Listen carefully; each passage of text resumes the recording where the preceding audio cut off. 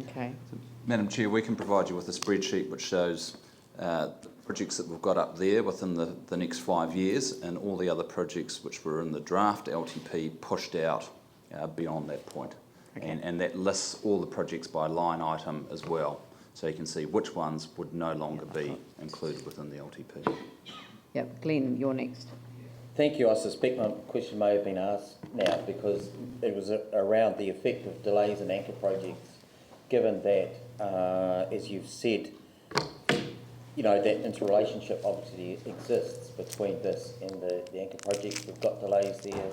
So is that part of the changes with the pushing out? Or if it's not, what effect are those delays going to be having on us? I think the issue, I mean, a lot of the first phase projects were around doing works that supported the anchor projects. A lot of these works, you know, are around actually putting in place the accessible city stuff that brings and enables people to get into the centre and the centre to operate well.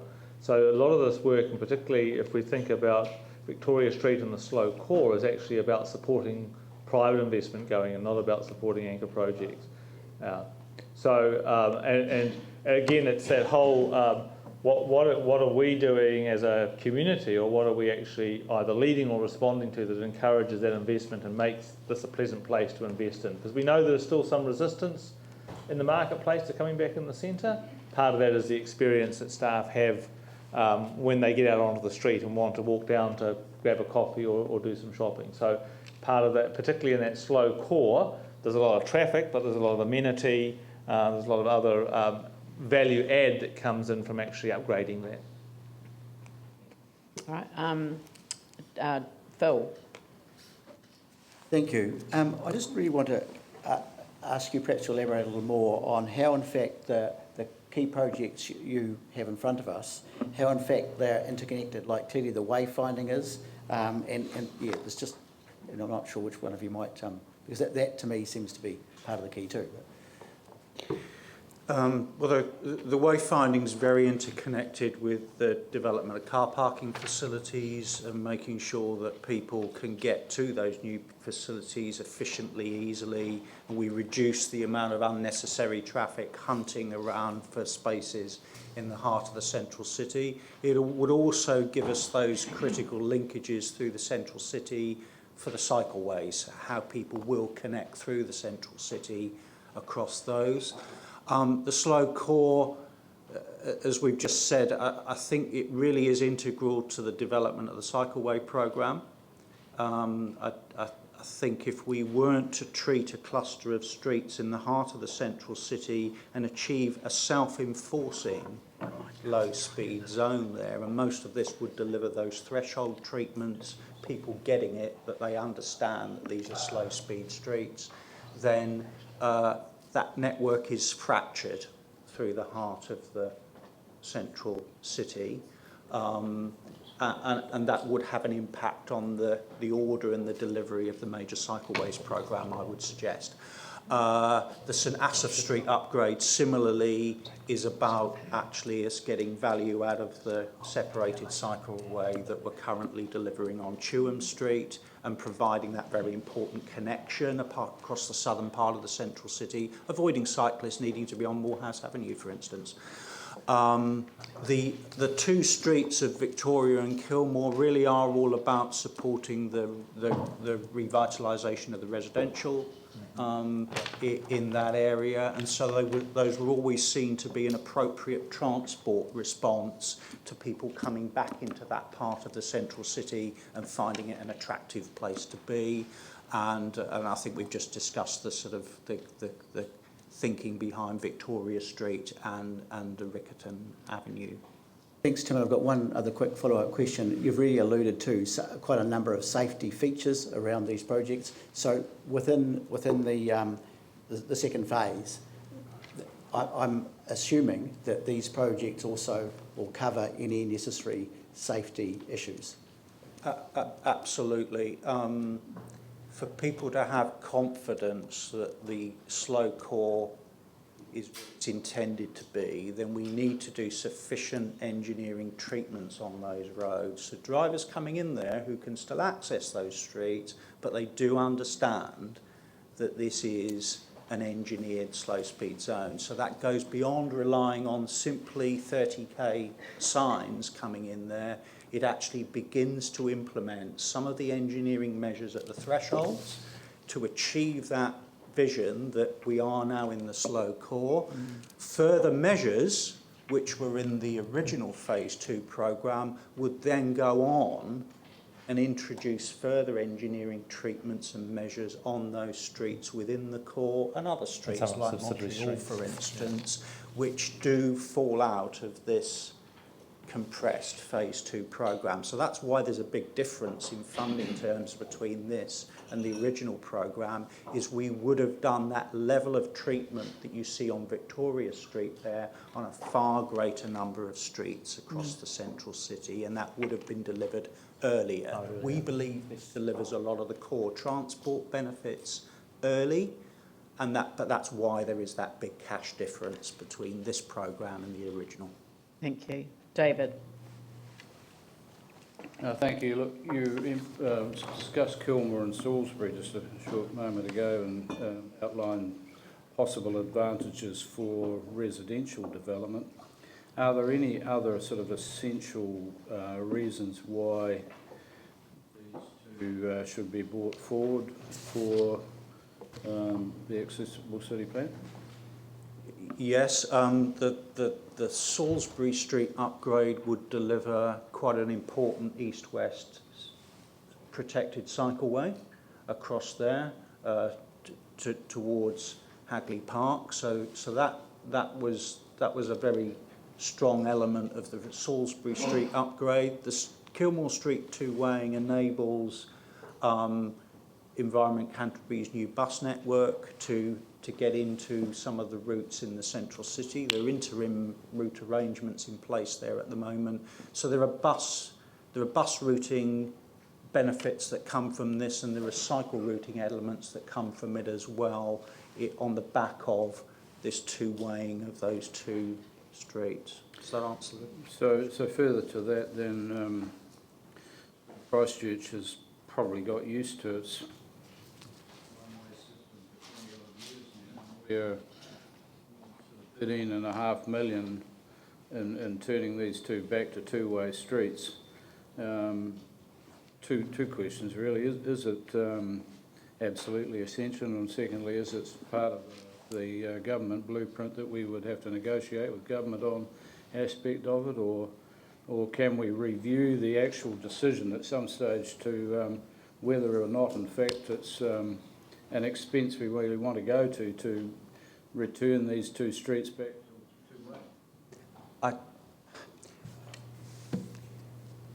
It's been Council's position, as we understand it, that Council desired us to look closely at the potential to convert all of those one-way pairs back to two-way operations. This was before we were elected, David. Yeah, I know. I'm just saying it's quite a huge expense. It is a huge cost, to but actually, everyone's now made assumptions based on it. So Yeah, so I think there's a couple of levels to that, your question, Councillor East. One is, obviously, it is part of a recovery plan, so it would have to be renegotiated.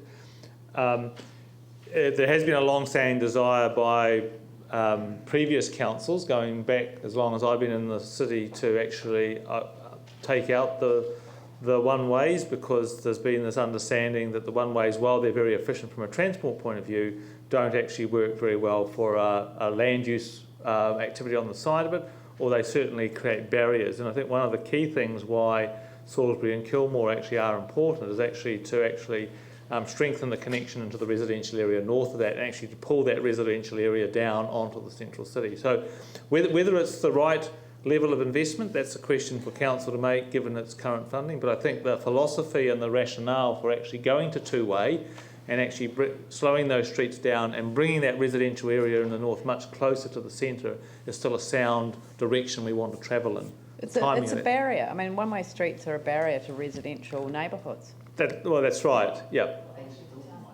Yeah. Well, they create. I would have got rid of Churman Well, I It's think massive as well. again, if we go back to the very early modelling that the council did, we actually got rid of them all because that was where council wanted to go to. So I suppose we're in a situation where we're trying to reflect what has been an aspiration of council for some time, and we think there are some very positive benefits from doing so.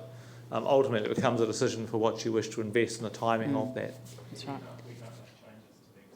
Well, it still is an option now, though. If we wanted to save 13 million, we could delay this part of it back to where it's been So scheduled. what would be, I guess the question is what would be the impact on the plan if we did delay the two-way conversion on those two streets? In pure transport terms, perhaps not as critical as some of the other projects in that programme. They're there, Madam Chair, because your instructions to us May last year when we revised the programme was that those two streets should remain a priority in future phases of an accessible city, and so that's why we have done our best to retain them in this scoped back programme. I think the other issue is the issue that you raised, and that is people are making investment decisions now. So if we're pushing these out for another 5 years, the investment decisions about what those streets will be fronted with will have all been made. Yeah, I mean, I wasn't indicating a preference one way or the other. I just think it's Testing, important to put the reasons on the table. Andrew. Thank you. I've got a number of questions, and they're all in the spirit of the conversation we need to have to get to an amendment that is sensible and that works. I'll come back to Victoria Street first of all. The 30-kilometre zone in Victoria Street, does that stack up from a traffic management and traffic engineering viewpoint? Because clearly Victoria Street is outside of what we would think of as the central city core and therefore the central city slow zone. If we weren't to do the 30-kilometre zone in Victoria Street, what effects would there be from a traffic engineering, traffic management point of view? And what would the effect on costs be of not doing that 30k in Victoria Street? Right.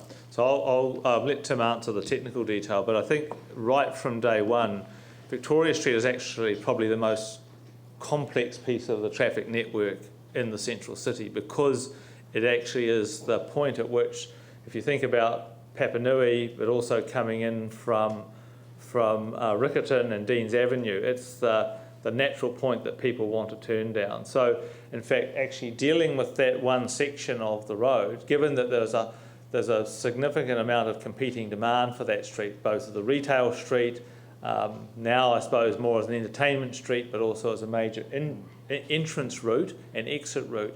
It's actually quite complex, which is why all the modelling has always said, yes, there's the very central core, and then there's Victoria Street as that gateway. So, Tim. But it won't be a gateway if it's 30k and it's pedestrianised, further. So I mean, it's not going to be the entrance to the city anymore, really. Because I mean, people will have to look for another way into the city, won't they? But actually, what it does is, if you think about what it extends, it actually becomes quite a major point for those communities that are going to be actually emerging around it. So it does remain a really important part of the city, different from, say, Colombo and Cashel, but still a very important interface area between residential traffic and business activity. It really better balances its traffic functions, which you've already alluded to, with the fact that we do have this desire to improve the streetscape there, to give pedestrians better safety when they're crossing that street there.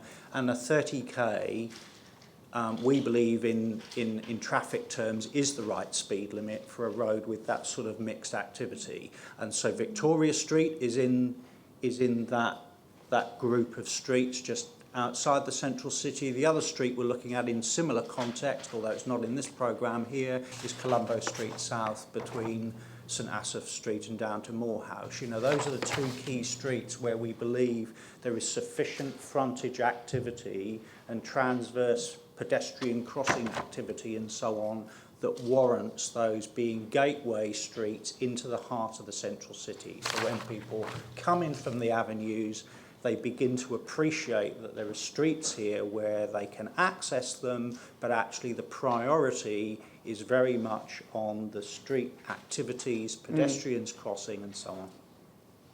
Yeah. Okay. Paul? Oh, I had a sorry. number of other questions, if I can. Yes, of course and you they're can. all reasonably And then direct. Paul. I'll try and keep them brief. The Kilmore and Salisbury that we've talked about, in terms of priorities on the list that you've given us here, would they be towards the bottom end of the priorities on that list than at the top end of those priorities? Yes. Yes. Yeah, and a part of your thinking of putting them on was that council had previously signalled, so both this council and previous councils had signalled that those projects were important in those previous discussions. Yes, that's correct. But they sorry, just to reiterate, they do also serve a function. So what we're trying to do is to recognise what I think Richard outlined it very early. We're trying to, get a balanced approach that continues to seek improvements to the traffic environment, that raises the quality of the urban space, which supports PT and cycling, so supports modal shift. And yes, while these are lower priorities, as I said before in an earlier question, they do actually speak to supporting the residential environment and the connection between that northern part of the central city with the core of the central city. Yeah, and I mean, So, clearly... so I just want to make sure they're not just simply discounted as traffic engineering outcomes in themselves. Yeah, no, and I mean, I appreciate all of these things are trade-offs between the money and the outcomes. So, no, that's useful to know. Now, just in terms of how we might frame an amendment, if we were going to make any changes to take into advice the advice that we've received overnight and in the briefing this morning, to achieve what you've got up there, and only that up there, if an amendment were to be moved that put that amount on budget and specified that those projects be the only ones to be delivered, that would be workable from staff's point of view in terms of giving you direction as to what was to be done and putting enough funds on budget to be able to deliver that? Yes, so I think as here he comes again. It's like having a bad shadow or something, isn't it? And I also, in the context of that same question, I appreciate, Peter, the comments you made earlier about timing. Yes, and that's obviously a big part of this as well, because clearly... all about timing. These are already on the plan, but they're on the plan for 5 years onwards. So if this is what to be brought forward, then the recommendation or the resolution is actually about bringing these forward into the first 3-4 years. Yeah, but so how much gets put forward into each of the years? I mean, what can actually be done? Because we're not interested in putting stuff on the budget for a year where it's not going to be delivered. Yep. So you're obviously not going to do Kilmore Street while the town hall's being redone. No, That's right. That's right. Yeah. So we, Is this amount on budget or is 75 million on budget? So the total amount on budget for, you have to correct me on phases, is around 73 million over the 10 years. Mm-hmm. But they don't start till 2022, No, the current phasing that you 23. have would suggest that you don't start anything to FY22. That's right. What the recommendation in front of you here is to bring these projects forward into years 1, 2, 3 and 4. And take the rest off. No, that would be a separate, if you wanted to take the rest of those off, that would be different. So can we just clarify? But sorry, we're dealing with an amendment that hasn't been moved yet, that phases 2 and 3 be removed from the LTP. So it does actually suggest that the rest come off the LTP, that we only proceed with these. So I think what we would probably recommend, if from a delivery point of view, is bring this program forward into the first 3 years. At this stage, allow the balance to remain beyond there, because effectively what we will need to do as council probably is through the next LTP round is say exactly what do we want to deliver. Because I suppose what we're still saying is we still believe that actually delivering phases 2 through to 5 of the AAC is a good program to be doing. We've highlighted the ones we want to bring forward. You've got a balance of that program still starting in FY22, but you're going to have at least one more LTP round to go and say, well, how would we want to continue to explore, or look at that within the next few years to say, what of that remaining program do we want to continue with or actually abandon for good? But I think that to abandon it for good now would not be the right thing to be saying. I think that there was a view that you could take the alternative, which is to take it off and then decide in the next LTP round what you put back on. Well, I mean, yes, you could do that. It's probably, I mean, I think that if we, again, speaking from a delivery point of view, we still believe that probably within that next 10-year cycle there should be other projects coming on. I think it would be fairer to say that we still remain committed to a program and review the program rather than sending the signal that says we're ignoring a program in the future and we might bring it back. Yep, that's, but that does raise another question, which is, obviously, if Kilmore Street can't be done while the town hall's being done, then obviously you can't do Salisbury Street because you pretty much have to do that at the same time. So you'd want them out into, so they would be at the end. What I'm trying to get a handle on what needs to be done, and what do we need to put on budget for next year, the following year, and the year after? I mean, you don't need to answer that question right now, but over the...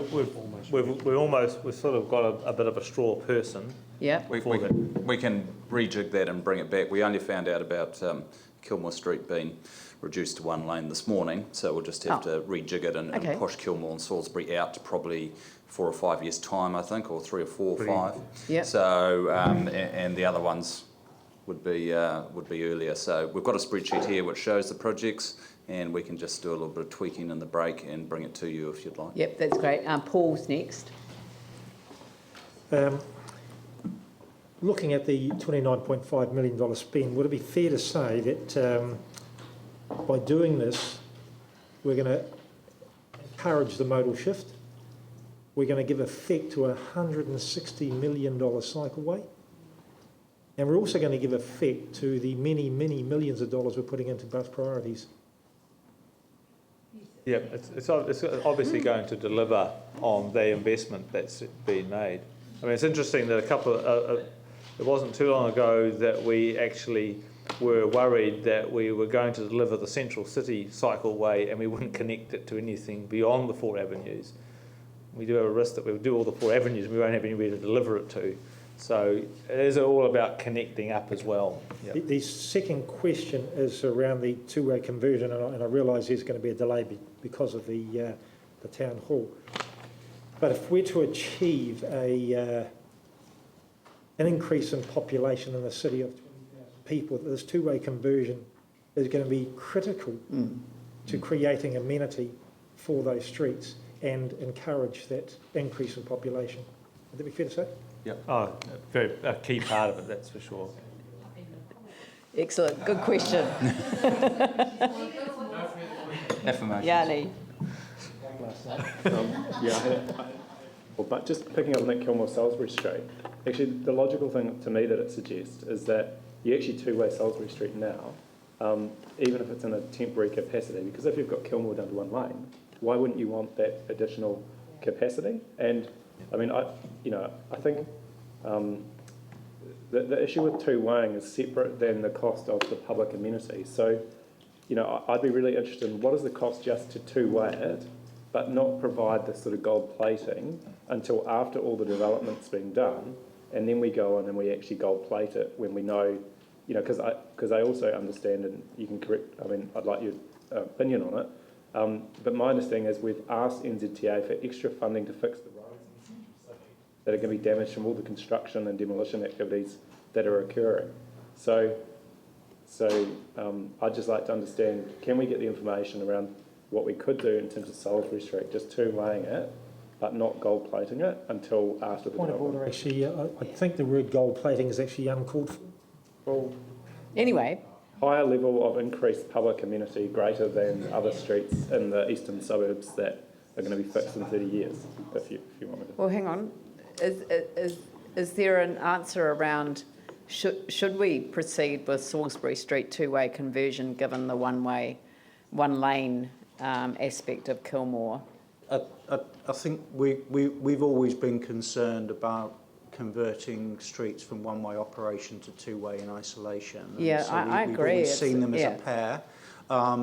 Salisbury Street, a large element of the work going on there would be creating that separated cycleway. That's one of the benefits it delivers from the expenditure. And so the issue would then be, did you convert it to two-way but without the cycleway, which only means you're coming back to retrofit the cycleway. If you take the cycleway issue, that was one of my other questions, is the major cycleway is going to Armour Street. We've got the Avon River Precinct, $100 million with a cycleway on the north side of it. I really can't understand the Salisbury Street having a major cycleway down it when actually we want to get people into a safe space where we've actually got, and if you look at Hagley Park and that connection, actually it's Armour Street. So the logical thing for the cycleway is the river, and I can't quite understand why you would be doing Salisbury Street as well. Through you, Madam Chair, I mean, the Salisbury Street is a key cycle route across the northern part of the central city. It's the only one that provides a good east-west connection there between Victoria Street, Hagley Park, and further east in the Avon River Precinct. In fact, the reason it's there as a key cycle route is that it wasn't in a draft accessible city in the first instance from CERA, and council asked for an additional cycle route east-west across that northern part of the central city. So it'd be quite a good idea if we actually delivered what we asked for. Just as, an idea. It was council's view that there ought to be a good cycleway across Pauline. I was just following on from Yanni, and my question's around Victoria Street as well, and how much of that budget is actually for enhanced public amenity?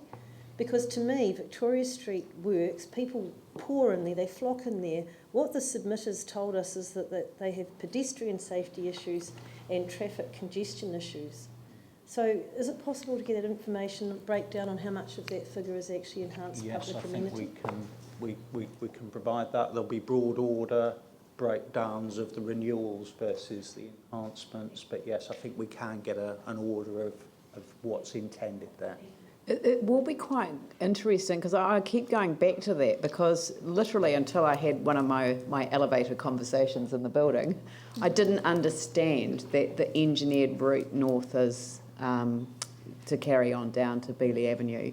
And when I did drive down there again, I did notice that there is a sign that says north traffic should carry on. But your instinct is to turn left, but your instinct won't be to turn left when it is obviously a slow, pedestrianised, more amenity-focused area. So, but I don't know that that's going to deliver the business people that came here exactly what they wanted either.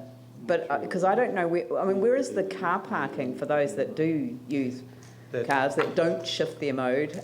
Where is the car parking for businesses in that area? There's some fairly substantial parking south of Knox Church between Victoria and Montreal, and so the traffic plan for those streets is for most of the north-south traffic to be directed to Montreal and Durham Streets, so that that's the route in and out, and so the avenues would be, the signals there would be to encourage drivers to use that, but we're acknowledging through this that there will be businesses wanting access on Victoria Street. So as Mike says, that's why it's such a challenge, because we're really trying to achieve a balance between traffic access to premises there that rely on it, into local parking, plus pedestrian activity. Well, there's a lot of law firms and various businesses where the people are likely to drive, but they need to park for, an hour or whatever. Yeah, but some of that parking's off Montreal.